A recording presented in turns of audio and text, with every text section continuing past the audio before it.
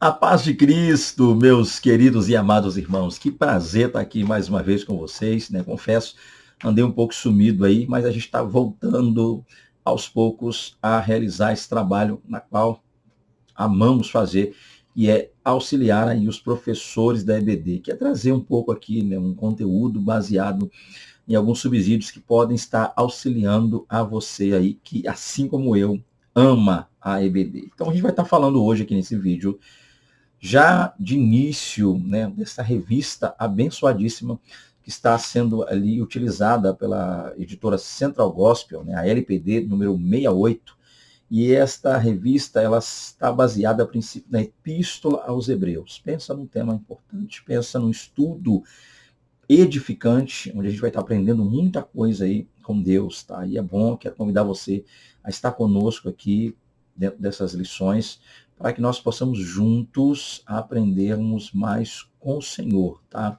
E essa revista, ela tem o título A Epístola aos Hebreus, a suprema revelação de Deus em Cristo. E o comentarista é o pastor Gesiel Gomes. E para dar início a esse estudo, é claro, estaremos aqui começando com a lição de número 1, cujo título desta lição é A Excelência de Cristo, o Resplendor da Glória de Deus. E para iniciar essa lição, veremos que o nosso texto bíblico básico encontra-se na Epístola aos Hebreus, capítulo 1, os versos 1 ao 3, e também na Epístola de Paulo aos Colossenses, capítulo 1, dos versos 13 ao 20. Temos aí também o nosso texto áureo, que encontra-se lá na Epístola de Paulo aos Filipenses, capítulo 2, verso 6, e diz que, sendo em forma de Deus, não teve por usurpação ser igual a Deus. Veremos também a nossa palavra introdutória. A Epístola aos Hebreus foi redigida em torno do sumo sacerdócio de Cristo. O escritor sagrado compara Jesus ao antigo pacto e apresenta-o como o cumprimento de todas as profecias messiânicas. O termo superior aparece 13 vezes nessa carta, à medida em que o escritor demonstra a superioridade de Jesus e de sua salvação em relação ao sistema religioso hebraico. Então, meus irmãos, de início, né, tá aí um pouco do que a gente vai estar vendo ao longo desse trimestre. A gente vai estar falando aqui, trazendo alguns comentários, subsídios, para auxiliar você, professor, para auxiliar você, aluno, que sempre está aqui conosco acompanhando, você, superintendente, que volta e meia, ou via de regra, precisa estar ciente de todos os conteúdos, todas as lições, a fim de que ocorra tudo bem aqui dentro da IBD. O ponto é que a gente está aqui para tentar, é claro, como eu sempre tenho dito aqui, dentro das minhas limitações, tentar ajudar você, tentar auxiliar você. Esse é o meu foco, a princípio, meu alvo. Eu creio que é para isso que Deus me chamou, para poder usar um pouco do que Ele tem falado, dado a mim, me orientado para ajudar aqueles que também, assim como eu, né, também precisam do auxílio do Senhor. Então, gente, a gente está aqui já vendo alguns pontos importantes, estou com a revista aqui em mãos, e eu já li alguma coisa já na introdução, e é preciso entendermos uma coisa, né? Essa introdução praticamente fala por si só. Acho que não há muito a acrescentar aqui, e eu pretendo fazer um vídeo que não se torne muito extenso, por isso eu vou deixar as maiores e melhores explicações para o decorrer da nossa aula. Então, de introdução, o que nós já estamos vendo aqui é o ponto de que essa epístola, né, aos Hebreus, ela é redigida em torno de um tema muito importante, que é o sacerdócio de Cristo, né? Cristo como intercessor, como sacerdote, a obra vicária de Cristo agindo de maneira sacerdotal em nosso favor. É interessante. E aqui a gente vai perceber também, e veremos, é claro, isso ao longo das lições, que o escritor ele faz uma comparação interessante. Ele começa a comparar Jesus ao antigo pacto. Ele faz uma análise entre o que é o antigo pacto, o que foi o antigo pacto, logo o Antigo Testamento, as coisas, os preceitos ali dados por Deus como lei para que ocorressem, tá? Cerimônias e questões desse tipo, e ele faz uma comparação entre essas questões e Cristo, mostrando que todas as profecias que diziam respeito ou apontavam para a vinda do Messias, elas se cumpriram em Cristo. Cristo é sim o Messias, aguardado, o Messias esperado, Redentor. E aqui a gente vai ver que essa questão, há uma questão muito latente nessa epístola. Qual é? O fato de que Cristo é apresentado como superior, superior à antiga aliança, superior a Moisés, superior aos anjos, superior a Melquisedeque, o sacerdócio, a superioridade de Cristo ela é demonstrada. E para tal, a gente percebe aqui, né, basicamente, 13 vezes essa expressão superior, sempre mostrando, sempre fazendo essa alusão da superioridade de Cristo. E é isso que a gente vai estar vendo aqui um pouco dentro dessa lição. E eu já quero, junto a vocês, partir para o primeiro tópico, a fim de que a gente possa trazer alguns pontos práticos para te auxiliar. Dizendo, né, partindo disso, vamos lá então. O primeiro tópico tem o título: Introdução à Epístola aos Hebreus. Então, a partir daqui, o que a gente passa a perceber? Principalmente você, professor. A gente sabe que assuntos, há temas, e eu direi isso em diversos vídeos, volta e meia para auxiliar, estarei dizendo isso. Pode ser que você me ouça repetir isso, mas eu acredito que seja necessário. Mas uma das grandes dificuldades, se não a maior dificuldade que nós temos como professores para ministrar uma EBD, é muitas vezes aquele fato de assuntos está sendo assim, meio que antecipados, né? A gente sabe que o aluno passou a semana inteira com a revista em mãos, estudou em casa, ali no trabalho, e ele vem, assim como nós, cheio de dúvidas. E às vezes, se nós não tomarmos cuidado, as coisas acabam meio que sendo atropeladas. Há etapas, há processos e devem ser obedecidos. Então, para tal, o primeiro tópico, professor, a gente não vai falar de tanta coisa relacionada ao conteúdo da epístola em si, mas a gente vai usar esse primeiro tópico para conhecer de maneira mais técnica, tá, a epístola. Então a gente vai fazer uma apresentação à epístola, e não só o tema e coisas do tipo, mas esse primeiro tópico aqui, ele tende a iniciar de maneira gradual, ou seja, a gente vai passar pela escrita, data de produção. Então procure você, professor, não antecipar alguns assuntos e também não deixar que algum aluno, de repente, tente citar questões do terceiro, do segundo tópico, no primeiro, para que isso não te atrapalhe. Dizendo, pois, isso, vamos lá, então, partir para esse que é aí o nosso primeiro tópico. Então, a gente vai estar trabalhando uma introdução, conhecendo mais a Epístola aos Hebreus. Vamos lá. Nós temos aqui, a princípio, a escrita. Tá? O primeiro ponto aí está aí na sua tela, a escrita. Deixe-me ler alguns pontos que eu destaquei na revista. Tá? O livro de Hebreus é o único do Novo Testamento que permanece com o nome de seu escritor desconhecido. Tá aí o primeiro ponto que eu quero destacar. O que acontece? A gente sabe que para o uso em loco, ou seja, para o uso em sala de aula, a gente tem muitos materiais à nossa disposição. A gente tem comentários bíblicos que a gente pode estar usando, Bíblia de estudo que a gente pode estar usando, mas é bom lembrarmos, é bom que a gente não se esqueça que nós estamos tratando de uma EBD. E ainda que a gente traga conteúdos traga muita coisa para a sala de aula, a gente né, enche uma mesa de comentários, atlas, lexicons e coisas do tipo, a gente tem que se basear inicialmente no padrão que a revista nos traz. Não que a gente vai falar só a revista, tá? O aluno está com ela em mãos, mas o norte do aluno.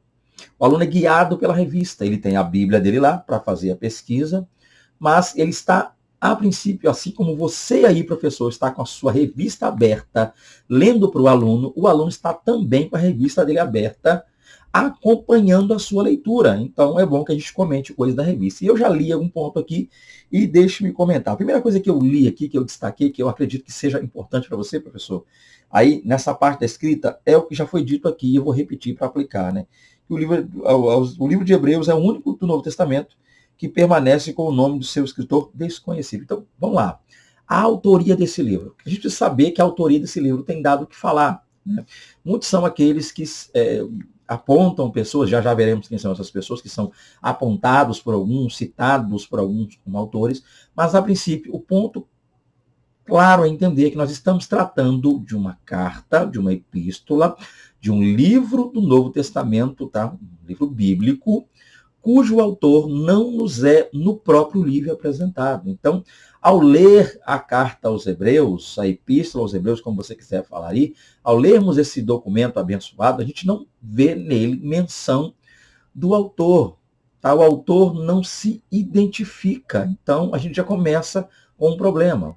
Assim como diversos outros livros da Bíblia, o Antigo Testamento tem muito disso, embora a gente atribua, né, autoria e há critérios para se atribuir autoria, geralmente a tradição judaica auxilia em um ponto, às vezes o conhecimento do contexto ali, também mostra, às vezes a pessoa traz um pouco do contexto histórico, há meios, há métodos utilizados para saber quem é o autor. Mas nós estamos lidando com mais um documento na Bíblia onde o autor não se identifica. Então a gente precisa já passar para os nossos alunos a ideia de que, embora que se diga que fulano escreveu, ciclano escreveu, bertano escreveu, o autor não se identifica. Tá? O primeiro ponto é esse aqui. E o segundo ponto, que eu acho interessante também, que pode ser visto aí, vamos para ele agora. Qual é o segundo ponto aqui? Diz aí. Alguns estudiosos consideram que Paulo o redigiu. Outros, porém, supõem que seus possíveis escritores tenham sido Barnabé, Lucas ou Apolo. Vamos voltar aqui. Então, o que é o ponto claro aqui? Já percebemos que estamos lidando com um documento na qual o autor não se identifica. Percebemos também que, embora o autor não se identifique, há, dentre a patrística, os pais da igreja, né, historiadores, pesquisadores, biblicistas, comentaristas, aí, muitos teólogos acabam meio que analisando o conteúdo e, dentro dessa análise, tirando as suas conclusões a respeito de quem teria sido o autor. A princípio, se nós colocássemos numa escala, a pessoa mais citada dentre os estudiosos seria Paulo. Né? Boa parte, ou a maioria das pessoas atribui a autoria desta carta a Paulo. Por quê? Pelo fato de que o autor conhece ali os irmãos, o conhecido dos irmãos, conhece os irmãos. O autor é versado no Antigo Testamento, Paulo também o era, né? Fariseu dos fariseus, um grande conhecedor, um exímio conhecedor do Antigo Testamento, conhecedor das práticas e ritos ali mosaicos, Paulo também conhecia. O autor cita lá no finalzinho da carta Timóteo, ele faz uma menção à pessoa de Timóteo. Eu estou usando aqui, deixa-me já fazer essa observação, eu não estou usando a revista de professor, tá? Eu não costumo usar nos meus vídeos revista de professor, porque às vezes eu lendo aqui, pode ser que eu leia alguma coisa aqui, embora ali e tal, então eu gosto de usar a revista de aluno para dar aula, para que o que eu estou lendo aqui, o aluno também está. Mas você, professor, que está acompanhando, você tem a revista de professor e tem umas partezinhas ali coloridas, azul, claro, que o comentarista, ou seja, que a própria editora Central Gospel te auxilia, alguns subsídios, tá?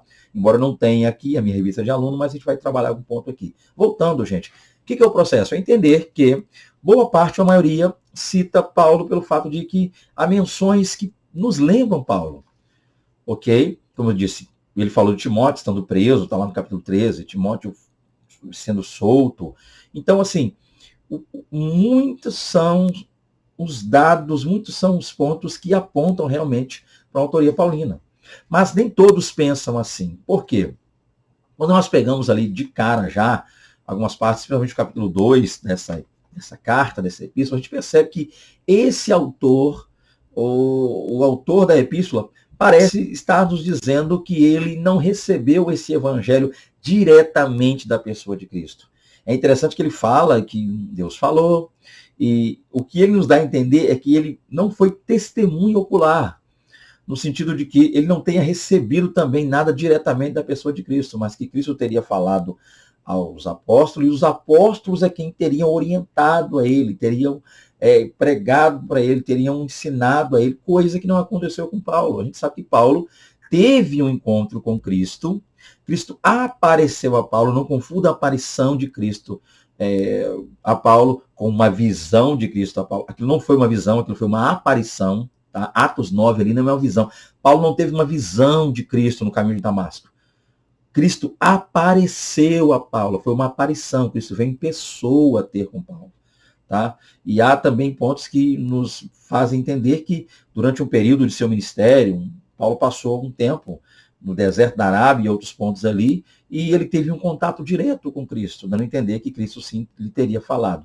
E em 2 Coríntios, capítulo de número 12, finalzinho ali, Paulo fala, sede homem, que se no corpo não sei, se fora do corpo não sei, né, viu coisas que ao homem não é falar. Então Paulo, ele recebeu, e na ceia do Senhor, 1 Coríntios, capítulo 11, um texto muito conhecido, já visto o fato que diz respeito a ceia, Paulo diz que ele recebeu do Senhor. Então, gente, o ponto claro é o seguinte, boa parte, ou a maioria, atribui a autoria a Paulo, ok? Mas assim como há nessa carta pontos que podem demonstrar, descrever ou até realmente apontar para Paulo como autor, também existem na mesma carta pontos, dados, menções, citações que podem nos fazer entender que não foi Paulo. Tá? Isso que eu quero dizer para vocês. Outro ponto aqui, que alguns citam Barnabé, eu li aqui, Barnabé, Lucas, Barnabé por ser um levita, Barnabé era levita natural de Chipre, está lá em Atos 4 isso. Então, sendo ele levita, é claro, ele é um exímio conhecedor de todas as questões cerimoniais, ritos ligados à lei. Isso poderia, sim, realmente fazer de Barnabé um candidato a ser o autor. Outro ponto é Lucas, tá? Pelo fato do grego. O grego é muito polido. O grego da epístola aos Hebreus é um grego polidíssimo. O cidadão, o autor desta abençoadíssima carta, não só conhecia das questões relacionadas ao Antigo Testamento, mas também dominava o idioma grego. Isso é interessante, ele tinha um conhecimento muito grande do grego, coisa que nós percebemos no Evangelho que Lucas escreve e em Atos dos Apóstolos, que também é de autoria de Lucas. Tá? O grego de Atos e o grego do Evangelho de Lucas é um grego polidíssimo.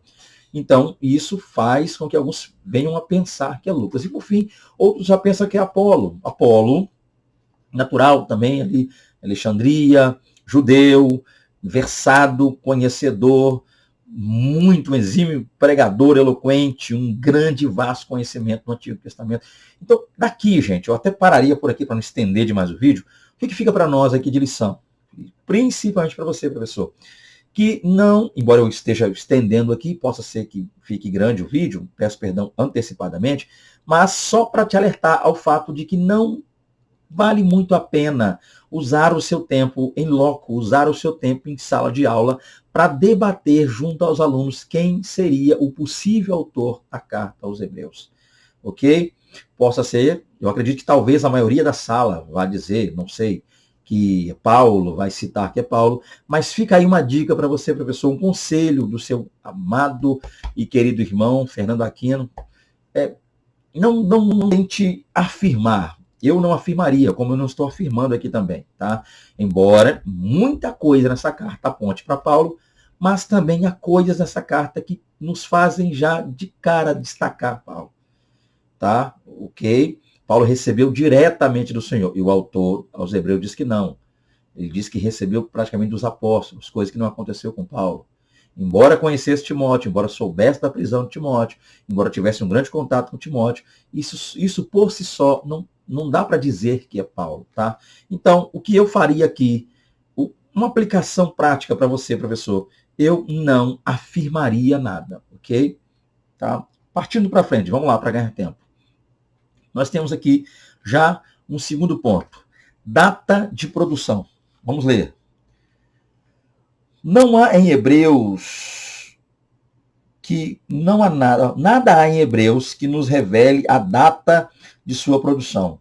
Contudo, a carta provavelmente foi escrita antes de 70, né, ali depois de Cristo, pois não há qualquer referência à destruição do templo e do seu culto levítico. Então vamos lá. Outro ponto importante aqui. Quando? Em que ocasião? Em que circunstâncias teria sido escrita a carta? O contexto da carta, lendo, a gente consegue perceber. A gente, fazendo uma leitura da carta, a gente percebe o contexto. Tá? Mas a questão é, data. Dá para datarmos essa carta? O autor se deu ao trabalho de iniciar a carta dizendo o período que ia? Não. Assim como a autoria é desconhecida, a data também é desconhecida. Mas, diferente da autoria, onde a gente arrisca, muitas vezes, dizer quem foi, quem não foi, quem deixou de ser, dá para ser mais um pouco preciso e específico na data. Por quê?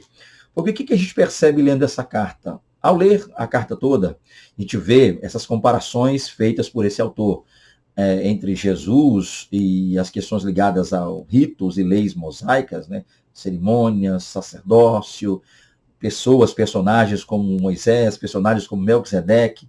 O que a gente percebe? Arão e outros mais. O que a gente percebe aqui? É que esse autor parece que quando ele está escrevendo, ele nos dá a entender que esses ritos da lei mosaica ainda eram observados na prática. Isso que é interessante. Havia então, ao que parece, pela comparação, ele nunca cita essas questões como já tendo deixado de existir. Isso que é interessante. Ele nos dá a entender, e eu quero ser mais prático agora, o autor nos está dando a entender que sacrifícios que estão lá em Levíticos, né, holocausto, oferta de manjares, oferta pacífica, oferta pela culpa, oferta pelo pecado, outras questões voltadas ao sacerdócio, à lei, o que nos mostra nessa carta é que essas coisas estão acontecendo ainda, essas coisas ainda não se findaram. O que é interessante aqui? Nós sabemos, tá? Eu acredito que você também já sabia disso, embora eu não possa detalhar aqui pelo tempo, mas nós sabemos que o general Tito adentra em Jerusalém em 70, por isso a menção dos 70 aqui, pesquise isso, 70 depois de Cristo, o ano 70, foi o ano em que houve essa destruição do templo de Jerusalém. O templo foi destruído pela última vez em 70, isso que é interessante. Então, o que nós entendemos é que após a destruição do templo, a prática dos ritos da lei mosaica deixaram de existir. Porque todas elas estavam, embora apontassem para Cristo, e essa é a verdade da carta, mas elas, na prática, isso que é interessante, aconteciam todas elas nos arredores e dentro do templo. Estavam atreladas ao templo. E sendo destruído o templo de Jerusalém, não havia mais como realizar esses ritos, esses sacrifícios, essas cerimônias.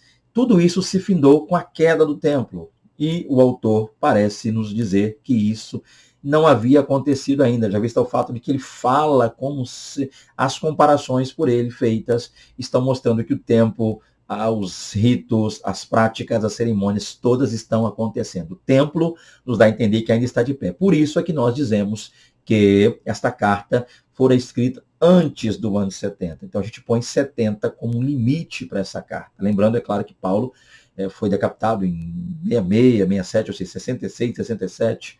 Né? Ainda assim, nós entendemos que, não estou dizendo que foi Paulo que escreveu, você me entendeu, mas estou dizendo que 70, provavelmente, depois do ano 70, essa carta não teria sido escrita. Tá? Se assim o fosse, ou se assim o fora, o autor teria dado a entender que essas coisas que aconteciam, lembra do que acontecia, ele faria uma menção que isso já não acontece mais, mas aqui isso não acontece na carta, ele mostra que está acontecendo ainda. Vamos continuar, gente, vamos lá, é muita coisa para falar, essa lição está abençoadíssima, ok? Então, o que é o ponto que nós temos aqui? 1.3, destinatários, vamos entender um pouco mais aqui. Eu destaquei pontos da lição para que eu não pudesse lê-la completamente e não tomasse um certo tempo, para ser prático. Então está aqui, ó, 1.3, quem são os destinatários? A visão tradicional é que o livro de Hebreus foi escrito para os cristãos judeus na Palestina, que estavam sendo tentados a voltar ao judaísmo, em função da intolerância e perseguição existentes por terem aderido ao cristianismo. Outro detalhe importante, que são os destinatários. Então nós começamos lá com a autoria, vendo que essa autoria não nos é tão fácil de escrever e definir. Vemos uma questão da data, embora a gente não tenha um ano específico, mas a gente tem um limite para poder dizer quando foi escrito. E nós partimos para 1.3, e você vem trazendo toda essa sequência do professor aí trabalhando a ponto de não atropelar nada no assunto da aula. E aqui quem são os destinatários dessa carta? Para quem essa carta foi escrita? Nós já temos o título, né? Hebreus, aos Hebreus. Por que é interessante focarmos isso? Com isso, nós entendemos que essa carta não fora escrita para os cristãos de origem gentílica. Um dos pontos da qual chamamos de carta aos Hebreus se refere ao fato de que essa carta foi escrita para os agora cristãos, mas que estavam debandando, estavam voltando, retornando para o judaísmo, porque uma perseguição ferrenha, uma luta muito grande, pessoas sendo forçadas a abandonar o cristianismo para voltar para o judaísmo. Então é nesse contexto que ele escreve. Então, o que nós entendemos não é tão extenso assim. Quanto a destinatários, os destinatários seriam, então, como já fora dito aqui, cristãos que vieram do judaísmo. Eram judeus, no sentido de observar os preceitos judaicos, converteram-se a Cristo, tornaram-se cristãos agora, mas estavam pensando em voltar ou retornar para o judaísmo. Esses, então, são aí os destinatários. E na temática desenvolvida, eu vou falar um pouquinho sobre esse ponto mais claramente, tá? Então, 1.3, destinatários para ser específico, tente ser também, nos fala, professor, quem eram? Simplesmente os cristãos de origem judaica que estavam agora voltando ao judaísmo por medo da perseguição ferrenha que lhes acontecia. E aí, você pode fazer o seguinte, professor, linkar 1.3 com 1.4, vai ficar ok. Vou mostrar agora para você o que você pode fazer para ganhar tempo aí na sua aula. Vamos lá, então. 1.4, temática desenvolvida. A supremacia de Cristo é o tema central de Hebreus. O escritor procura demonstrar que Jesus é o cumprimento tanto das profecias como das promessas da antiga aliança. Sendo o mediador de uma nova aliança, Jesus é superior aos anjos, a Moisés, aos profetas, ao sacerdócio levítico e a todo o antigo sistema religioso. Aqui, professor, você tem à sua disposição um tempo maravilhoso, uma oportunidade ímpar de fazer uma síntese do primeiro tópico. E essa síntese vai ajudar bastante. Partindo do princípio de que você já citou o fato de que a autoria é desconhecida e os nomes que são citados são só especulações, tá?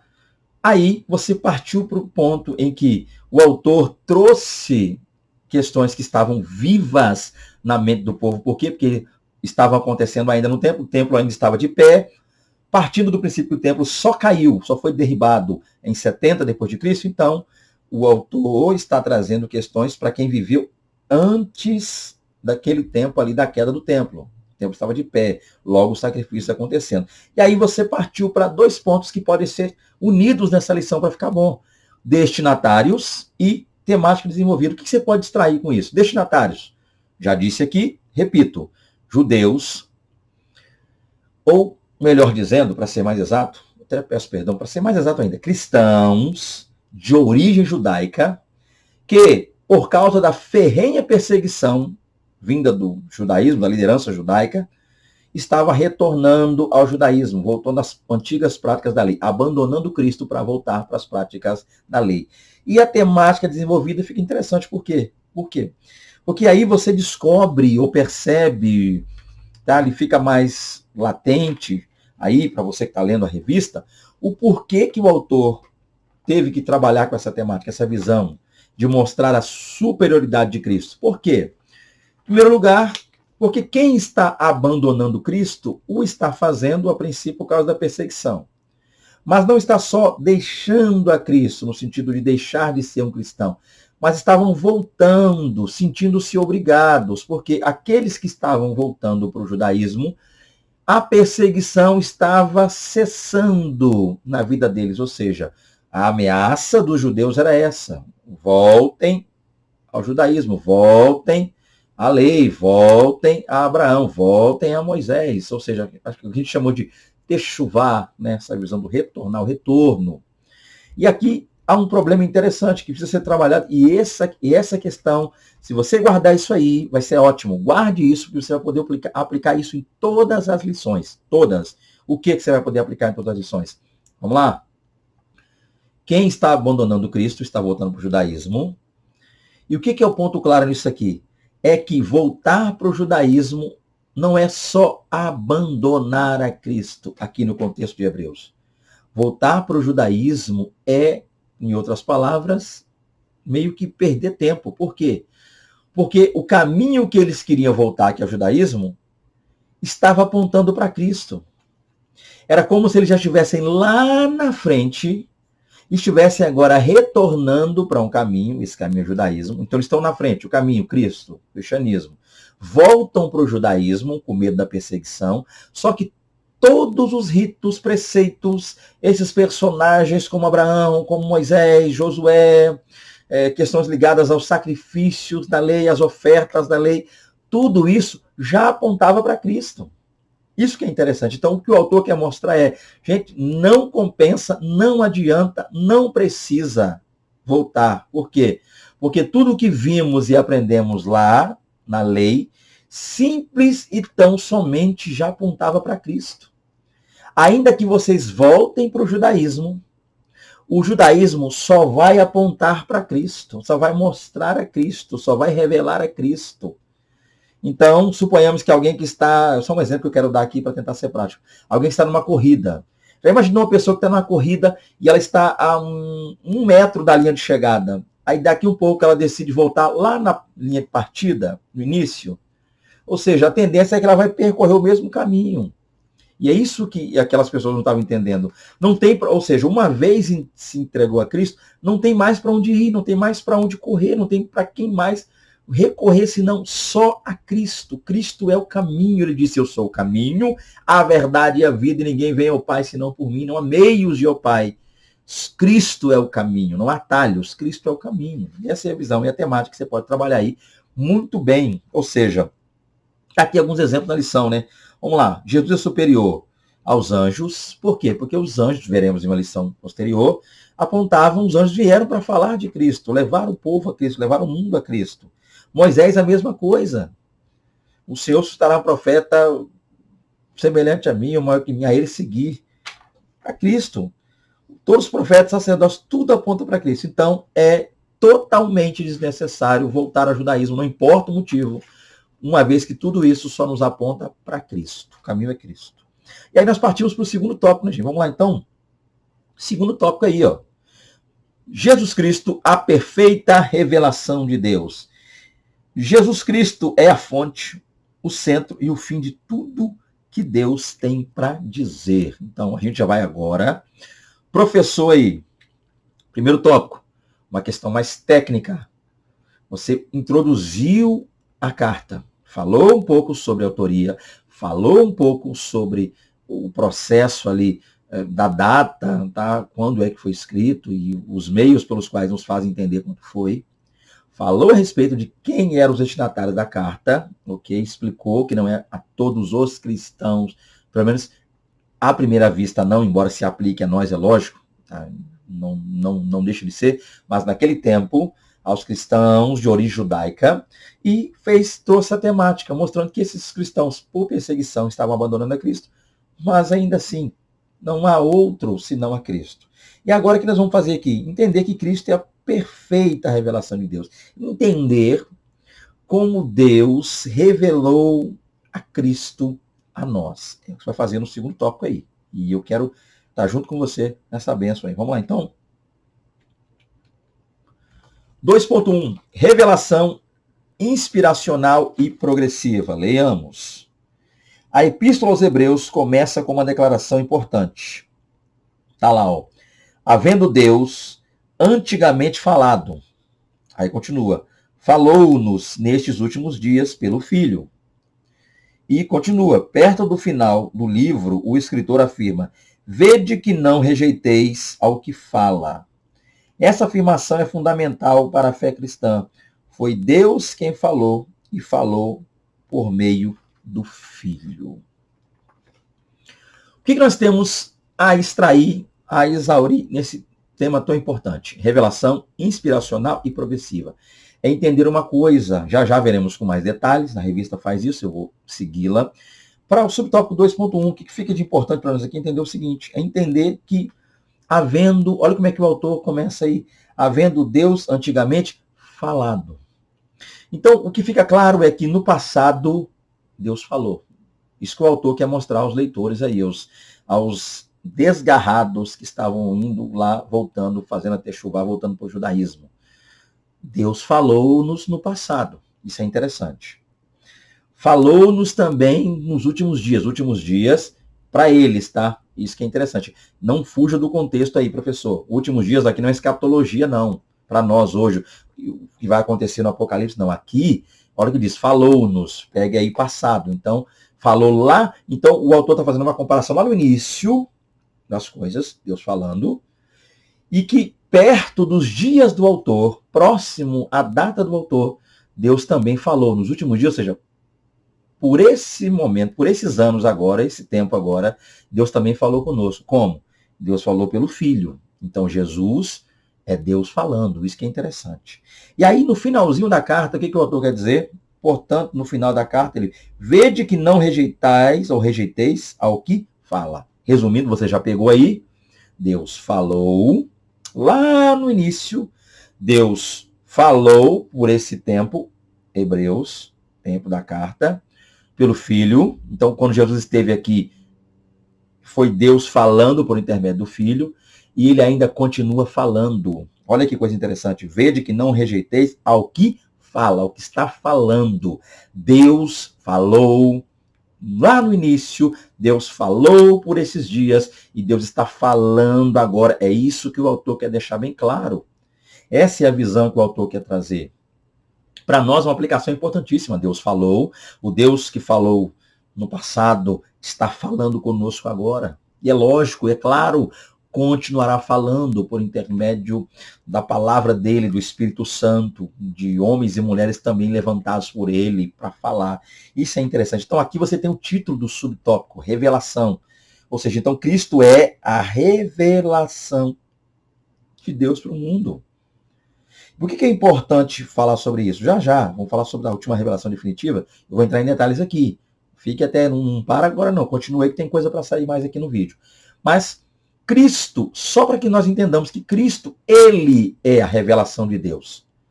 E ele é a revelação inspiracional, por quê? Porque todos aqueles que lá no passado falaram foram inspirados, é isso que o autor está dizendo aí.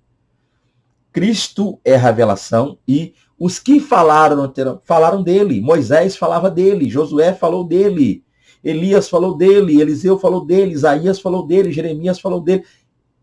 Revelação, eles foram inspirados a falar com ele. E foi progressiva, isso que é interessante, progressiva. Falou lá no passado, continuou falando por esses dias, está falando agora e é certo que continuará falando. Esse é o ponto aí, 2.1.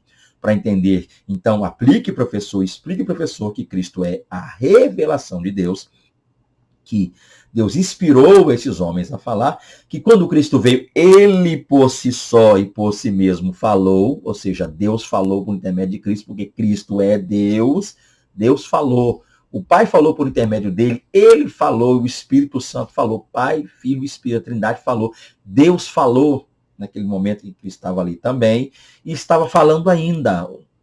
Olha só, eles estão voltando para o judaísmo, quando na verdade ainda lhes está falando.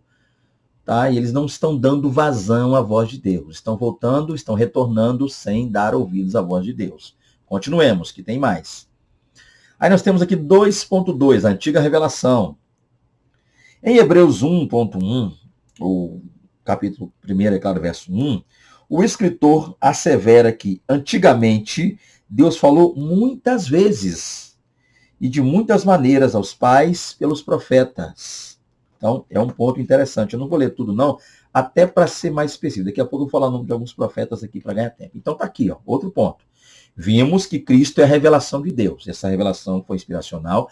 Deus inspirou homens para falar de Cristo, anunciar a chegada de Cristo, falou quando Cristo estava aqui, por intermédio de Cristo, ou seja, Deus falou, Cristo, Deus falou, estava falando naquele momento. Cristo havia ascendido aos céus, mas ainda estava falando. Isso que é interessante, o autor quer trazer isso. Deus não deixou de falar. É o ponto, 2.1.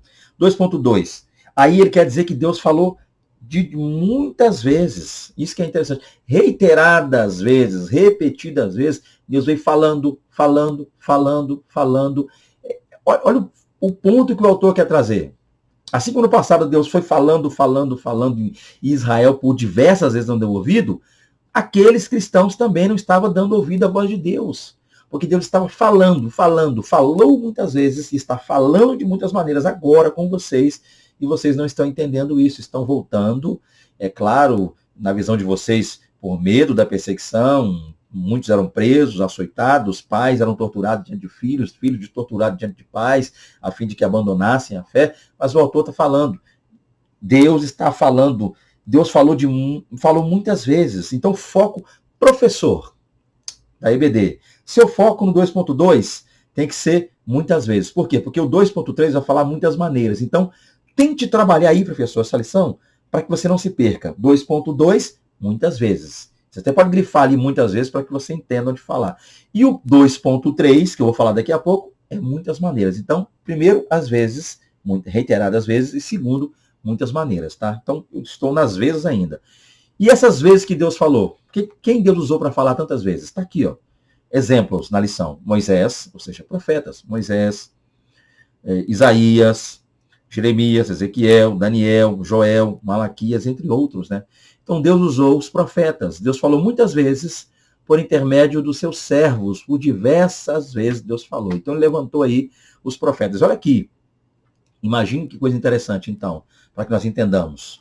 Os profetas estão aqui para ser a prova de que Deus, por diversas vezes, falou com aquele povo, já vinha falando há muito tempo, de diversas maneiras. Então, tá os ícones do judaísmo aqui, os profetas, para poder trazer essa linha. O Moisés, né, que eles chamam de Moshe, o Isaías, que eles chamam de Shayahu, o Jeremias, que eles chamam de Irmiyahu, o Ezequiel, que eles chamam de Yehezkel, o Daniel, que eles chamam de Daniel, Joel, que eles chamam de Joel, Malaquias, que eles chamam de Malachi, e outros mais aí dos profetas. Agora vamos passar aqui para o 2.3. Vamos lá?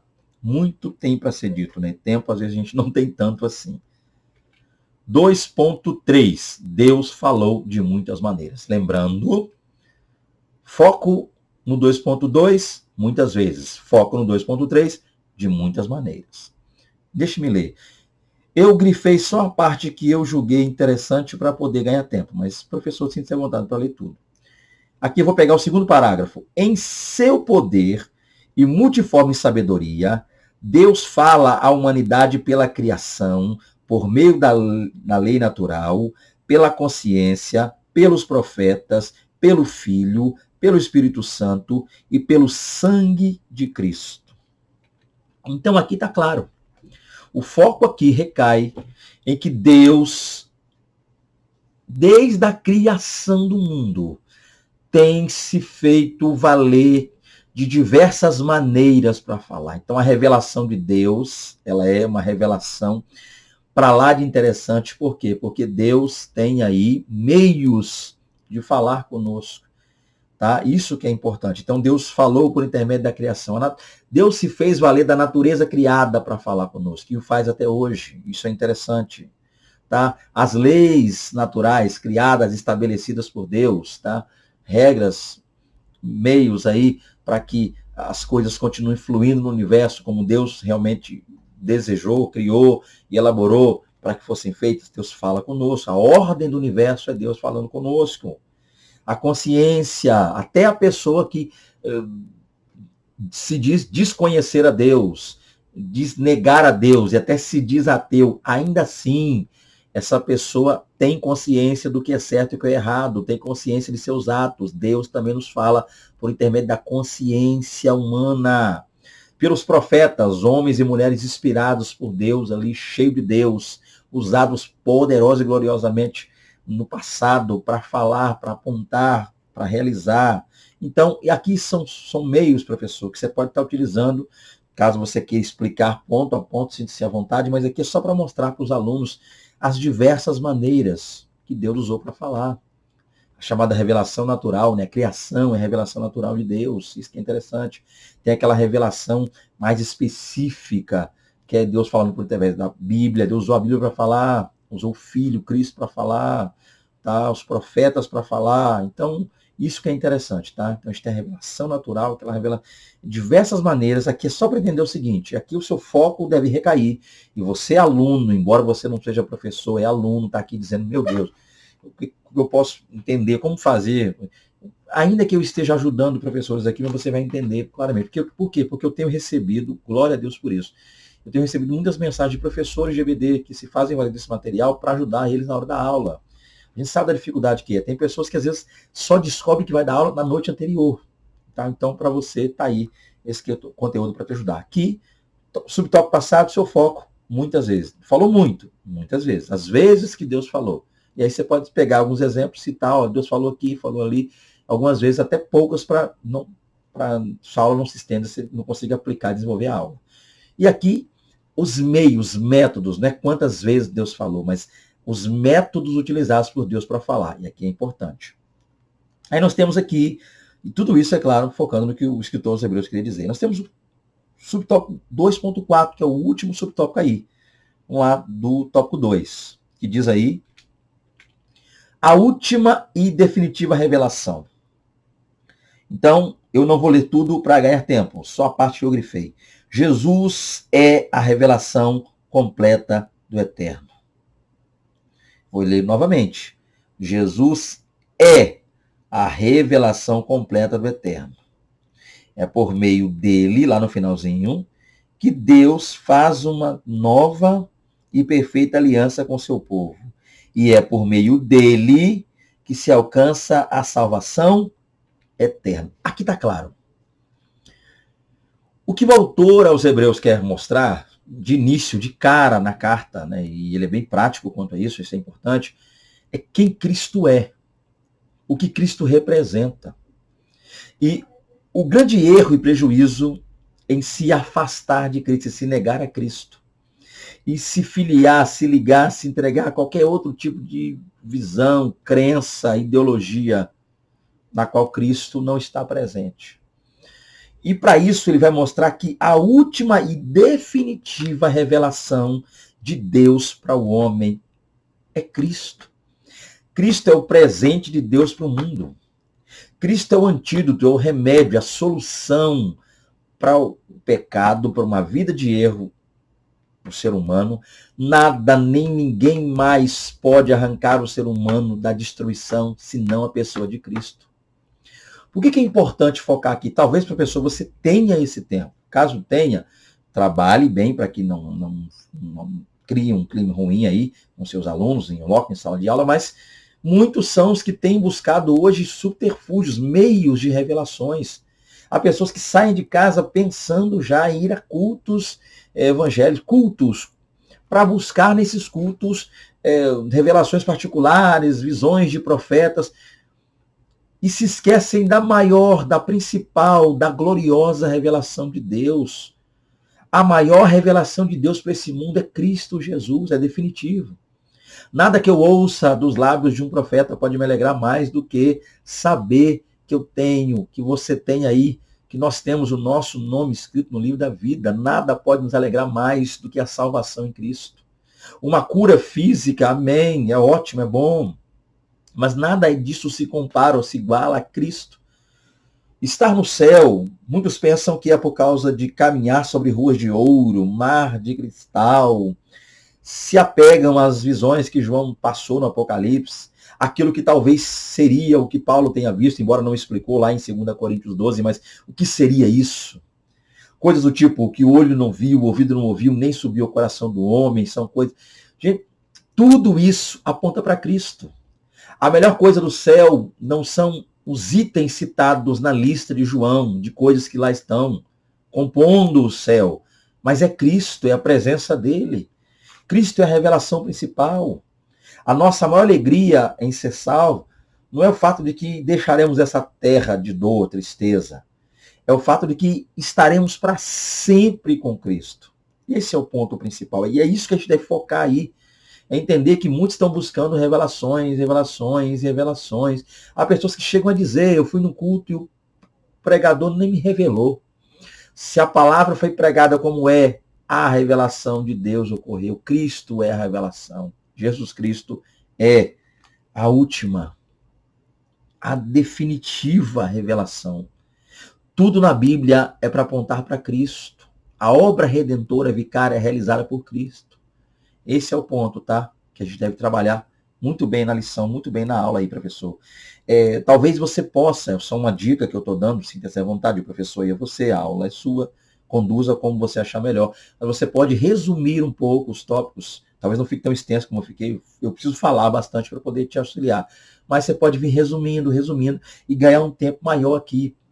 Eu, em loco, em sala de aula, aplicaria um tempo um pouquinho maior da aula nesse subtópico 2.4. Não é uma oportunidade que não pode passar batido. Deixar claro de uma vez por todas na mente, no coração, aos ouvidos, na alma, no espírito de nossos alunos da EBD. Cristo é a última e definitiva revelação. Cristo Jesus. A fim de que campanheiros, né, que há pessoas que vão saltando de igreja em igreja, fazendo campanha. Você é contra Fernando Aquino, irmão Fernando Aquino, campanha, mas eu estou aqui para dar uma aula de EBD. Mas eu sou contra substituir a presença de Cristo por outras coisas, tá? Ir para a igreja para não sentir a Cristo, ir para a igreja para não estar com Cristo, ir para a igreja para não adorar a Cristo, eu não sei por que ir para a igreja. Se nossa motivação não for adorar a Deus, não deve haver outra. Tá? A gente tem que estar no culto, cultuar a Deus para adorá-lo, se entregar a Ele. Continuando, vamos lá. O tópico 3 aí, o perfil majestoso de Cristo. Vamos nessa. Aqui, o que a gente vai trabalhar aqui? O perfil majestoso de Cristo. Então a gente passa a perceber um pouco mais sobre a pessoa de Jesus de início nessa lição. E deixa eu ganhar tempo aqui. 3.1, o herdeiro de tudo e criador do universo. Leiamos. O universo foi criado por Jesus. A deidade de Cristo pode ser constatada nas obras que ele realizou. Segundo, tudo que existe foi feito para Jesus. Deus otorgou ao Filho o poder de criar tudo que existe, fê-lo herdeiro de tudo que foi criado. Professor, duas palavrinhas que podem fazer diferença e já foram na lição grifadas, por assim dizer, né? Já estão em negrito aqui. Uma delas é por e a outra é para. Ou seja, o universo foi criado por Jesus. Uma breve lida lá já nos mostra claramente Cristo, Criador. Criador do universo, criado por. Tá? É impossível negar a deidade, a divindade de Cristo, logo é impossível negar a participação de Cristo na criação. Tá? Então, por, ele criou. Isso que é interessante. Criou. E para ele. Embora, você vai perceber, há um detalhe aí, professor, que você vai perceber na lição, é que o título do subtópico é o herdeiro de tudo e criador do universo. Está aí, herdeiro e criador, mas na lição fala primeiro do criador e depois do herdeiro. Então, se você seguir o título, você teria que falar primeiro do herdeiro de tudo para depois do criador, seguindo o título, o herdeiro de tudo e criador do universo. Estou lendo aí o título, estou olhando para a tela, lendo o título com você. Mas olhando para a revista, você vai perceber o quê? Que ele fala primeiro de Cristo como criador, ao contrário do título, que é depois, e fala depois de Cristo como herdeiro. Sinta-se à vontade. Tá? Isso aqui talvez é só um detalhe. Isso não vai mudar nada. A ordem dos fatores não vai alterar o produto, mas é um detalhe importante. O que você deve fazer aqui é trabalhar bem o por e o para. Por, quem fez, quem criou, exalte o poder majestoso de Cristo. Para, a finalidade. Para quem? Por quê? Isso que é interessante. Tudo foi entregue a ele. Todo o poder me é dado no céu e na terra. Ele tem toda a autoridade, ele tem nas mãos a chave da morte e do inferno. Lembrando, é claro, que isso não significa dizer que Jesus tenha descido ao inferno, tomado a chave da mão do diabo. Gente, é uma coisa que eu acho que eu nem tenho tempo de explicar isso aqui. Mas não é isso que está dizendo aqui, tá? Chave ali no texto não é uma chave de se abrir porta. Leia Isaías 22, 22. Chave representa autoridade. O ponto claro aqui é, para não ser polêmico e não te atrapalhar, professor, evite polêmica, e eu já peço perdão por trazer uma polêmica aqui, mas para te auxiliar, professor, esquece que eu falei essa parte, eu não edito minhas aulas, então eu não vou cortar isso aqui. Vai estar constando, porque eu não sou de cortar minhas aulas, eu não sei fazer edições de vídeo. Mas está aqui, ó. Vamos lá. Esquecendo disso, trabalhe que o universo foi criado por ele. Então ele é o autor, criador, a ação de Cristo na criação. E trabalhe também porque tudo que existe foi feito para ele. Na glorificação de Cristo, na entrega da obra dele, tá? Constou o quê? Que ele recebeu toda a autoridade. Isso é interessante, é o que você pode focar. Então, por o Criador, para ele, tudo para ele, inclusive nós, é claro. Glória a Deus por isso. Continuando, 3.2. Vamos ver isso aqui. O resplendor da glória de Deus. O resplendor da glória, está aqui, ó, diz, o resplendor de sua glória. Aí está dizendo, confira Hebreus 1:3. E eu, na revista, que também tem texto bíblico, vamos ler aqui. O qual, sendo o resplendor da sua glória e a expressa imagem de sua pessoa, e sustentando todas as coisas pela palavra de seu poder, havendo feito por si mesmo a purificação dos nossos pecados, assentou-se à destra da majestade nas alturas. Então, vamos lá. O resplendor da sua glória. É uma referência à glória. E aqui você tem a palavrinha Shekinah, de Deus, que habitava o tabernáculo e o templo. Shekinah é a transliteração de um termo hebraico que significa habitar. Cristo é para o Pai o que os raios são para o sol, isto é, Ele é uma refulgência da glória de Deus. Da mesma forma como não se pode separar os raios do sol, também é impossível separar a glória de Cristo da natureza de Deus. Olha aí que interessante. Deixe-me fazer uma nota de rodapé aqui, professor. Possa ser que, já estou dizendo, possa ser, por isso que é bom que você esteja preparado. Possa ser que sua aula venha tomar um rumo diferente nesse subtópico aí. O resplendor da glória de Deus. Por quê? Por causa dessa palavra aqui, ó, que nós temos a palavra Shekinah, que é apresentada na lição. Gente, hoje, com o advento da internet, redes sociais, as pessoas estão se aperfeiçoando, estudando, pesquisando, e há casos, professor, pasme você que está aí me assistindo, em que nós vamos para a sala de aula preparadíssimos, mas ainda assim encontramos alunos que têm um conhecimento muito maior que o nosso. Pesquisou outras fontes, já tem o que dizer, já preparou algo para falar, pergunta complexa para fazer, e eis um dos assuntos. Qual é? Antes de eu explicar sobre resplendor, vamos falar sobre esse assunto, porque pode ser que eu me esqueça. O problema é que essa palavra Shekinah, bonita, né? Glória, Shekinah, como é conhecida, não é uma palavra que consta nos manuscritos bíblicos. Essa palavra Shekinah não está lá. E para alguns isso é problema. Então, possa ser que, nesse momento, algum de seus alunos erga as mãos, né? Levanta o dedo e diga, professor, eu quero fazer uma pergunta. Pois não. Essa palavrinha Shekinah, isso está na Bíblia?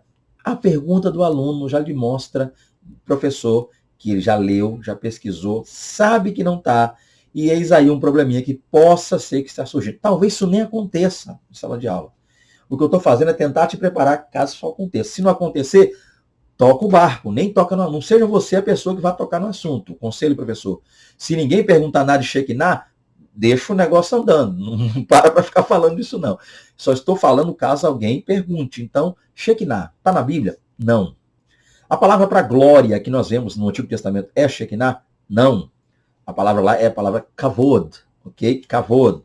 Que dá a ideia de peso, presença, glória de Deus em ação, poder de Deus, kavod de Deus, kavod é a pronúncia, há quem pronuncia kavod. Fique à vontade, kabod, kavod, kavod. O importante é saber que a palavra Shekinah não aparece lá, ela aparece em escritos rabínicos, escritos judaicos, mas não necessariamente é a palavra Shekinah que é usada para falar da glória de Deus, mas sim a palavra kavod. Ok, então o que acontece? Alguns, para tentar explicar isso, dizem o quê? Que Shekinah, ou Shekhinah, como alguns costumam dizer, é a presença de Deus que, às vezes, não sentida, nem vista visivelmente, está acontecendo. Deus está lá, mas nós não conseguimos vê-lo com nossos olhos, tá? É visível a presença dele. Ok? Mas quando Deus está presente em poder, em majestade, aquela presença maciça de Deus, aí é kavod. Então dizem o quê? Deus está presente, embora não sintamos, Shekinah. Deus está presente, sentimos, vemos a glória tremenda, kavod. Tá? Mas o ponto é isso aí, você vai concordar caso o aluno cite, não, realmente você está certo. Shekinah não está lá, mas não significa dizer que a palavra Shekinah seja uma palavra antibíblica, errada, ou que a gente não possa citar para descrever isso. O ponto, é claro, é esse aí. O meu conselho é tentar fugir disso. Ou, caso você vá lecionar ainda essa lição, está se preparando para tal, dê uma corridinha e pesquise um pouco a palavra Shekinah, ok? Para poder te auxiliar. Ou, se ainda assim você não tiver nenhum dado, nenhuma fonte, sempre deixo aqui meu telefone, vai estar no final do vídeo aí, às vezes deixo no comentário, às vezes aí alguma coisa, para que você vai poder falar comigo, tá? Ok? Então tá aí, Shekinah. E aí a gente vai falar um pouquinho sobre kavod, sobre Shekinah. Eu posso até te dar uma explicação via WhatsApp, bem interessante. Se você é um homem de Deus abençoado e quer saber sobre isso, manda um zap para mim, ok? A gente vai falar sobre isso. O contato é eu mesmo. Você é uma varoa abençoada, uma mulher de Deus, professora de EBD, quer saber mais?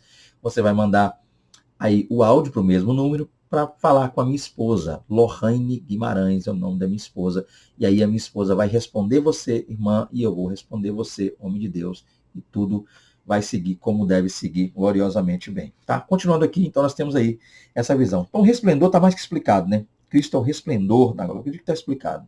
Vamos seguir aí, vamos para frente. 3.3. Nós temos aí a expressão exata de Deus. Expressão exata de Deus. Cristo não é apenas o resplendor da glória de Deus, como a gente acabou de ver, mas é também aquele que possui seu caráter e sua natureza. Isso é interessante. Vamos lá, vamos falar um pouquinho sobre esse ponto aqui agora. A união das naturezas divina e humana em Cristo é denominada união hipostática. Então, o que nós temos para falar sobre a expressão exata de Deus? Vamos lá? Gente, expressão exata de Deus em Cristo é dizer que Cristo goza da mesma natureza que o Pai. Tá? Isso é interessante. O Pai é Deus, Cristo é Deus. Cristo goza dos mesmos atributos que o Pai. O Pai onipresente, Cristo onipresente. O Pai onisciente, Cristo onisciente. O Pai onipotente, Cristo onipotente, assim como o Espírito Santo, é claro. Estou citando aqui mais o Pai pela revista citar. Então, outro ponto importante também aqui, qual é? Que Cristo, quem vê a mim, Cristo falou, vê o Pai. Né? Senhor, mostra-nos o Pai. Quem vê a mim, ele disse, vê o Pai. Então, nós temos aqui Cristo, Jesus, o Filho, com a mesma natureza divina. Isso que é interessante. Isso que é interessante. Embora Cristo é a única pessoa na Santíssima Trindade, e aí que é a diferença, que possui também uma natureza humana. Além da natureza divina, 100% Deus, ele é também 100% homem. Não confunda com 50, meio homem, meio Deus, semi-homem, semi-Deus. Não. 100% Deus, 100% homem. Isso que é interessante. Ele é de Deus, a expressão exata, por quê? Porque o caráter de Deus, o amor de Deus, os atributos de Deus, a perfeição de Deus, a plenitude de Deus também é vista em Cristo. Está presente em Cristo. Cristo é Deus.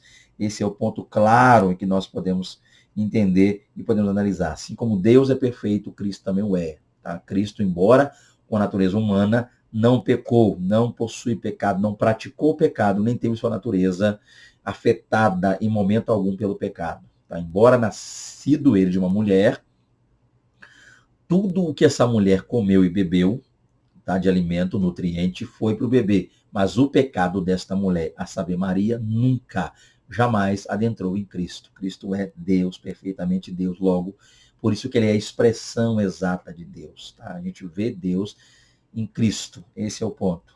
Cristo vem para expressar e nos mostrar o amor de Deus. Continuando, 3.4, Cristo é também o sustentador de tudo que foi criado pela palavra do seu poder. Jesus é o agente da criação. Sua palavra criadora teve efeito não apenas no imediato, mas transformou-se em lei para todo o universo quando Deus proferiu. Aí as palavras estão aí, ó. Haja e haja. Né? Ajuntem-se, apareça, produza, haja, produzam, voem, produza. Olha que coisa interessante. O que é o ponto claro para a gente aqui? Entender o seguinte, entender que Cristo é o agente. E por quê? Sua palavra criadora teve efeito. Tudo o que Cristo falou na criação teve efeito. Isso que é interessante. E esse efeito não foi só no momento da criação, imediato, ou no momento que Cristo falou, estando conosco aqui. Mas tudo que Cristo falou transformou-se para o universo como lei. As ordens dadas ao universo por Cristo permeiam, perduram, ocorrem, acontecem, estão presentes, latentes até hoje. Tudo que Jesus Cristo ordenou para o universo ainda, glória a Deus, e permanecerá o quanto ele quiser. Virou lei, é lei para o universo. A palavra de Cristo é lei. Isso é interessante. É por isso que ele é o sustentador. O que ele falou na criação ainda permanece do jeitinho como ele falou. Inalterável, inalterado. Glória a Deus por isso. Tá? A palavra de Cristo é lei. Então, quando você vê ali no Antigo Testamento, Deus dizendo, haja luz. Essas palavras de ordem para a criação. Ajuntem-se, né? Os animais, as aves, apareça aí a parte seca. Então você vê aí, produza, ou seja, a terra, plantas, frutas, tudo isso. todas essas palavras, voam, não quero os pássaros, voem, ele foi dando ordem, tudo isso virou lei. Então, Cristo é o sustentador, porque aquilo que ele disse aconteceu naquele momento e continua até hoje, tornando-se lei, não só para o universo, como também para toda a criação, no mundo físico e também no mundo espiritual, ok? Caminhando para o final, nós temos aí 3.5, purificador dos nossos pecados. Vamos entender isso? Uma vez que o pecado é direcionado, em primeiro lugar, a Deus, logo somente ele tem o poder e autoridade para removê-lo. Dessa forma, quando Jesus perdoou pecados, diretamente ele fê-lo sabendo quem era. Vamos lá. Aí nós temos o seguinte, gente, cuidado com isso aqui, tá? Uma vez que o pecado é direcionado, em primeiro lugar, a Deus. Pecado direcionado a Deus quer dizer o quê? Quer dizer que quando pecamos, nós pecamos diretamente contra a santidade de Deus. Esse é o ponto. Então, pecado direcionado a Deus é a ideia de que uma vez errando, uma vez pecando, nossos pecados, eles são plena e totalmente contra Deus. Toda prática pecaminosa, ela vai contra diretamente a Deus. Não é indireta, não. Pecou, isso vai contra diretamente a Deus. Então, Deus é aquele na qual quem peca está infringindo uma lei dele, está indo contra ele. O pecado faz o homem tornar-se inimigo de Deus. Então, se o pecado é aquele que faz o homem tornar-se inimigo de Deus e vai diretamente contra Deus, logo, é claro, só ele que é em Deus, é que tem o poder e a autoridade para removê-lo. Então, esse é o ponto. Dessa forma, quando Jesus perdoou o pecado, diretamente ele fez sabendo quem era. Então, Jesus foi criticado em algumas ocasiões pelo fato de perdoar pecados. Uma dessas ocasiões é Marcos 2, né? Embora não sei se está aqui, eu acredito que não. Marcos 2, o paralítico que foi descido ali no telhado. E Jesus olhou para ele e não disse, receba a cura, toma posse. Ele disse, perdoados estão os seus pecados. Isso fez com que quem estivesse perto murmurasse. Então ele disse, o que é mais fácil dizer ao homem? Perdoados estão os seus pecados. Levante e anda ou perdoados são os seus pecados? Então, o que é o ponto claro ali? Para ganhar tempo. Não vamos estender no texto, o texto é conhecido. Marcos 2, leia lá com calma. O que é o ponto claro aqui? Entender o seguinte. O pecado, ele vai contra a santidade de Deus. Mas só Deus tem o poder, só Deus é capaz de vencer o pecado. Nem o diabo tem o poder de vencer o pecado, porque o diabo tornou-se, não vou chamar de vítima, não vou botar ele como uma vítima aqui, não sou advogado dele, não. Mas ele também caiu nas garras do pecado e até hoje não conseguiu sair e nunca vai conseguir. O pecado dominou plenamente esse anjo de luz e ele agora, por causa disso, não tem mais salvação, não tem mais jeito, o fim dele e da terça parte que com ele caiu é destruição.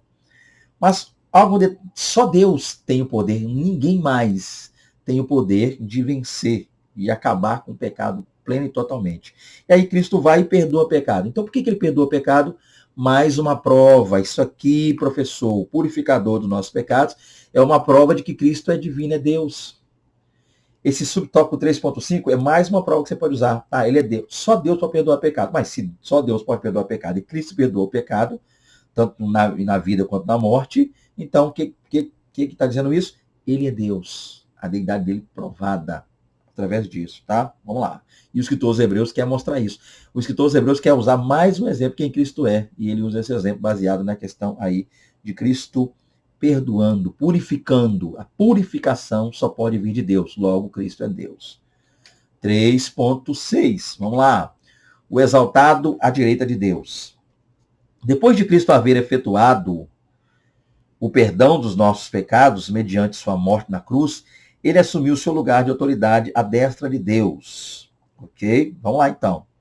E o que nós temos aqui, gente, claramente, pura e claramente, é o que o autor também quer nos mostrar e o que nós precisamos entender também é que Cristo, sendo quem é, realizou a obra que tinha de realizar. Essa obra, ela mostrou o amor de Deus para conosco, o perdão de Deus para conosco, que se efetuou essa obra. Ele foi lá, nos purificou, perdoou o pecado, a morte dele nos levou a esse patamar glorioso. E é interessante, assim que ele fez, ele foi exaltado, e sendo exaltado, ele assume o lugar. E qual é o lugar de Cristo? A destra de Deus.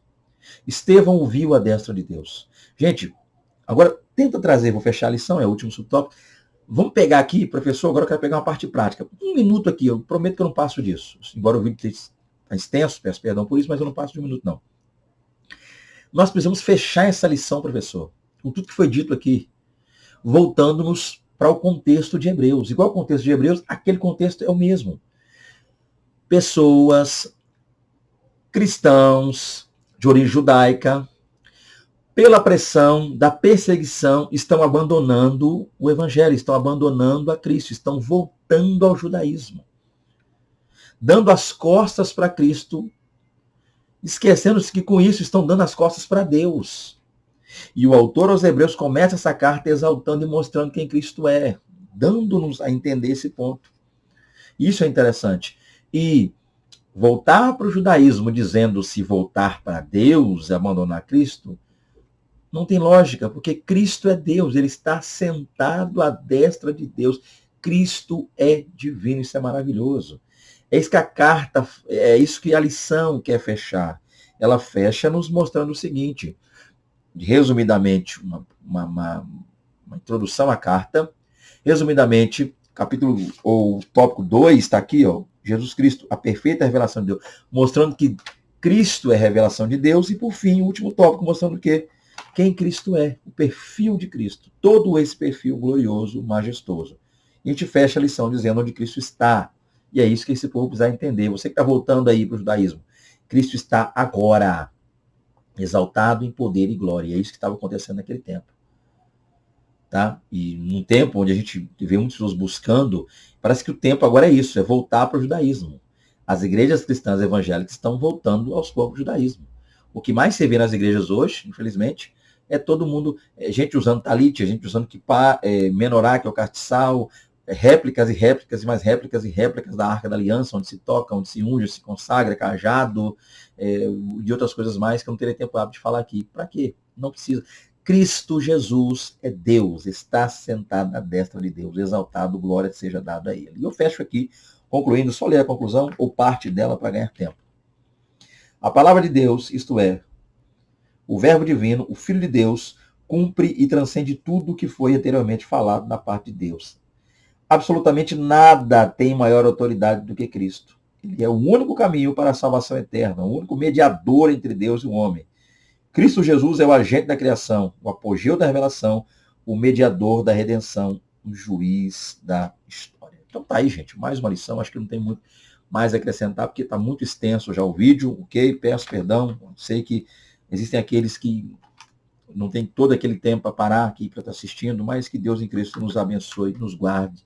Glória seja dada a Deus, estamos tentando voltar aqui, amém? Estamos aos poucos conseguindo retornar. Que Deus em Cristo abençoe a todos vocês. Está aí, como eu havia prometido, deixarei todo, final de todo o vídeo, o nosso contato, para que vocês possam falar conosco. Está aí, ó, Fernando Aquino, Lohane Guimarães, minha esposa, 27, porque fala do Estado do Espírito Santo, 999-30-8767. Nosso contato para louvor, né? Minha esposa louva, canta, palestras que a gente ministra para casais, jovens, EBDs, como você já presenciou aqui, ministro EBD, seminários teológicos, básico, médio e avançado, conferências, capédios, o que você precisar, a gente, em Deus, está aqui para lhe auxiliar. Basta entrar em contato aí, nesse telefone, manda um zap para a gente vai estar aí de todo o nosso coração atendendo vocês, é claro. E aí você vai descobrir um pouco mais sobre quem sou eu, né? Porque a internet, rede social é uma área onde aparece muita gente. Você vai descobrir que eu não caí aqui de paraquedas, tá? Sou obreiro, pertenço a uma igreja, tudo nos conforme, tudo direitinho. Você vai conhecer meu pastor, falar com ele e tudo certo para a glória de Deus. A paz do Senhor Jesus a todos, fiquem com Deus, até a próxima aula. Em nome de Jesus, a paz do Senhor Jesus, a paz do Senhor Jesus, e obrigado por ter ficado conosco até aqui. Amém.